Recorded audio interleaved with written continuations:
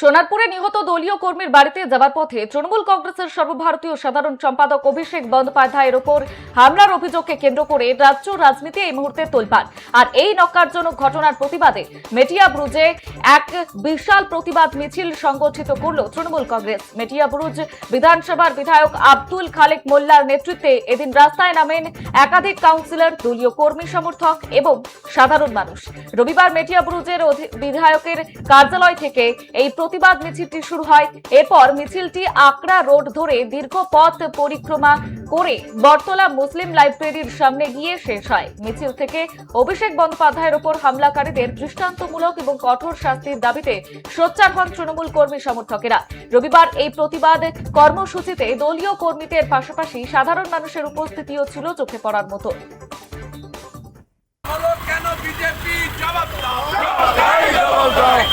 হামলা হলো কেন অমিত শাহ জবাব দাও, হামলা হলো কেন নরেন্দ্র মোদী জবাব দাও। প্রতিবাদ মিছিল কি এই সম্বন্ধে কি বলবেন?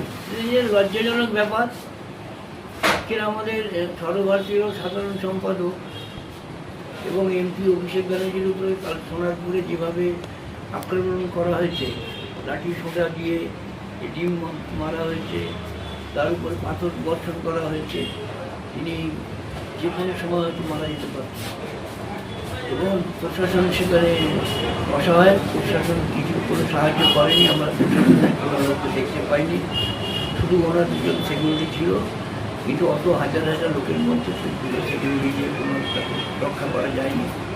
এই আমরা তীব্র প্রতিবাদ জানাচ্ছি এবং যে জন্য আজকের আমাদের মেটিয়াবুরুজ এমএলএ অফিস থেকে আমরা একটা বিরাট বড় মিছিল থেকে বার হয়েছিল। তাতে আমাদের 140 কাউন্সিলরও ছিলেন, আমাদের এক্স কাউন্সিলর আফতাবুদ্দিন আহমেদ, আমাদের মহিতলা পৌরসভা 3 নম্বর ওয়ার্ডের কাউন্সিলর অবসান মণ্ডল তিনিও ছিলেন, আমাদের সিরাজুল সাহেবও ছিলেন এবং প্রায় 150 থেকে 200 মানুষের একটা বিরাট মিছিল হয়েছিল। সমস্ত পরিক্রমা করে এসে এখানে